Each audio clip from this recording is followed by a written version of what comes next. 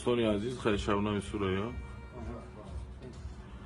ای Алишер Додари Диловар и кия ин Додари Озодай ку клуб уштин и Диловар ина Диловар ин нишон ту ина Диловар хоб ай устони азиз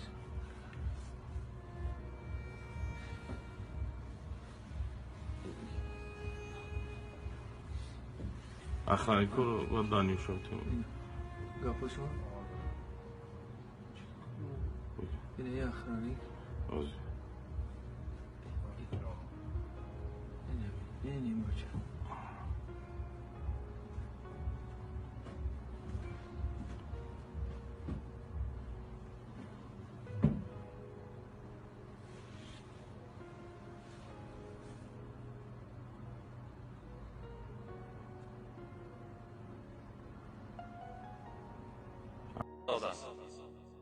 هر کسی که در دنیا زنا میکند خدا عمرش کوتاه بسازد و پیغمبر خدا هم گفتند عمرش کوتاه است.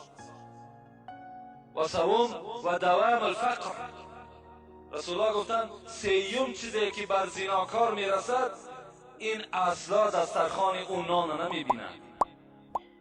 اگر چند دولت دارد دولتی او تیز است که خراب میشود، اگرچه با تمام شرایط ها آماده کرده شده هم که باشد خداوند البته قادر است که همه نعمت از این زناکارش بردارد، زیرا این زناکار به انصاف است، زیرا این زناکار تجاوز در امر خدا کردگی است، با خدا جنجال کرده است، با خدا مبارزه برده است، البته خدای نعمت از او میبردارد. و اما التي فی الاخره، سه عملی که خداوند در آخرت با زناکارا میکند این چی است؟ اول فسخط الله تعالی، یکم غضب خدا بر بالای این بنده در روز قیامت است. و سوء الحساب، سختترین حساب خدا بالای زناکار میگیرد. و عذاب النار، و بعد اینها معامله کردنش خداوند چیکارش میکند؟ خداوند البته وارد دوزخش میسازد. البته این مکافات شخصی هست که در دنیا زنا میکند.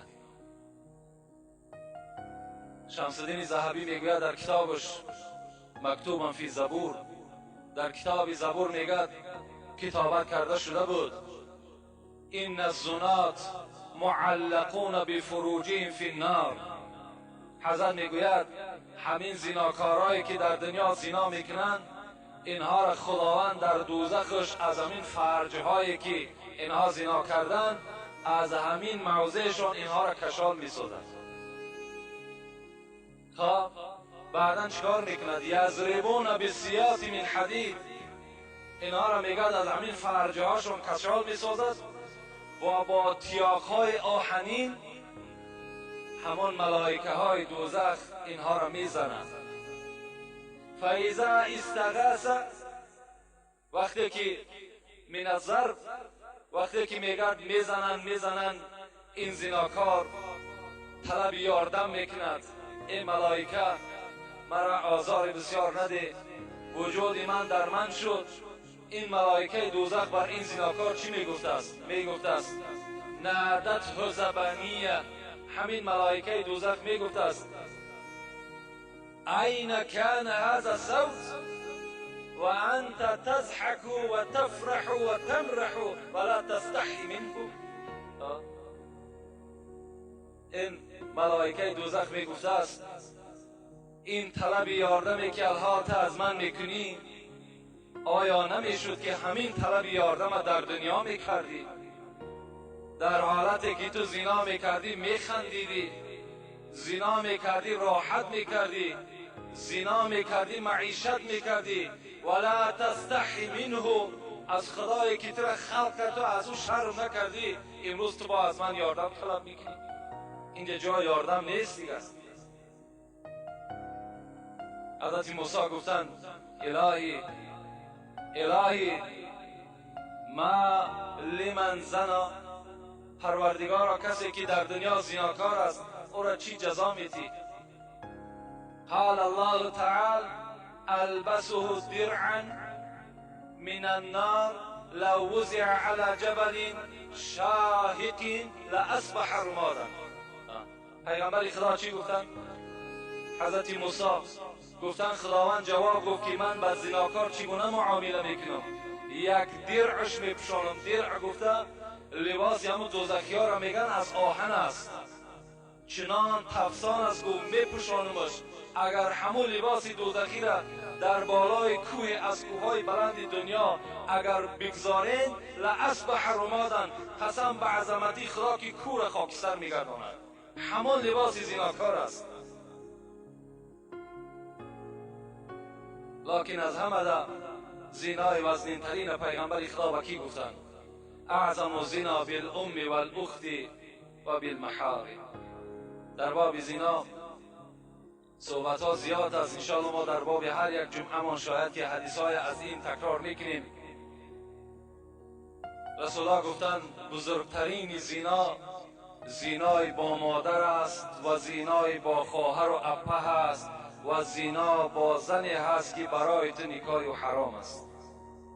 این از همه در وزنین ترین زنا در نزد خدا و حساب می رود. حتی حاکم می گوید و صحح فی حاکم و صحح الحاکم، در صحیح الحاکم چی می گوید؟ من وقع علی ذات محرم فاقتلوه. حضرت گفتن اگر کدام انسانی که اگر با خواهر و اپه و آچه خود وقتی زنا کرد با جز کشتن دیگر او را باید یگان راه نداشته باشد، فقط او انسان را قتل کردن در کار. امروز در همین زمان ما و شما شنیدیم، با مادرم شنیدیم، با خواهرم شنیدیم، با اپم شنیدیم. برای چی؟ برای که ما و شما پیروی سنت پیغمبر خدا نشدیم. برای که ما و شما آن چیزی که پیغمبر خدا با ما و شما سفارش میدهد، من کان یؤمن بالله والیوم الاخر، کسی ایمانی به خدا دارد، ایمانی به روز قیامت دارد، فلا یخلون بامرأة لیس معها محرم الا ثالثهما الشیطان. ببین پیغمبر خدا میگه هیچگاه با زنی که همراه خود یگان محرمش نباشد شما تنها نشینید، زیرا این که سیوم شما شیطان می شود. شما حتی به خواهر خود، به ینگه خود، به خاله و عمه خود که اینا برای شما گرفتنشون حرام است، تنها نشستن شما را پیغمبر خدا اجازت نمیده، زیرا میگه سیوم شما شیطان است، شما را وسواس میکنه. برای چی ما و شما را اسلام امروز رخصت نمیدهد فرزندهایی که علاقه به سین 7 میرسند جاگه های اونا را از خانه جدا کنید، جاگه پدر و مادر جدا باشد، جاگه فرزندها جدا باشد. همه برای همین است. امروز چی یک بیناموسی در ما و شما پیدا شده است. در خانه ما و شما وقتی یک رفیق ما و شما، یک همسایه ما و شما میآید، خدمت دسترخوان ما و شما را زن ما و شما میکند. این در کجاست آخه؟ همین ناموس است. دختری تو، خواهری تو، زنی تو نخواد در رفیقت بیاید دسترخوان پرتاید. آخه اگر سخت نرسد دستت نمیشکند، مهمانی توست. حضرت عمر در خانه نمی نشست، مهمان که میامد نزد دروازه راست می ایستاد، میگو شرم میدارم که نزد مهمان نشینم در حالتی که ملائکه ها راست ایستادگی هستند. ما و شما می نشینیم بس فرمان میتیم. کاش که او زنی تو با یک لباسی خوب داشته باشد، کشان می شود تمامی وجودش میتابد.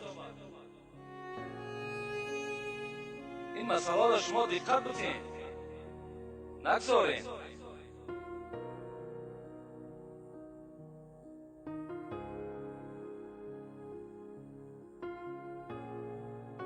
ام سلمه زن پیغمبر خدا بودن.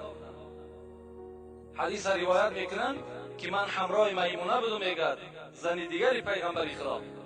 بناگاه میگه در ما تق تق شد، نگاه کردیم ام مکتوم داخل شد.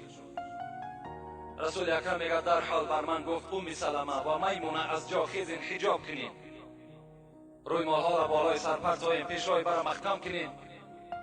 میگه ام سلمه میگه گفتم الیس هو اعمى؟ پیغمبر خدا ام مکتوم نابینا هست، چشمهاش نمیبیند. برای انسان نابینا حجاب کردن ما چی لازم است؟ وای ما را نشی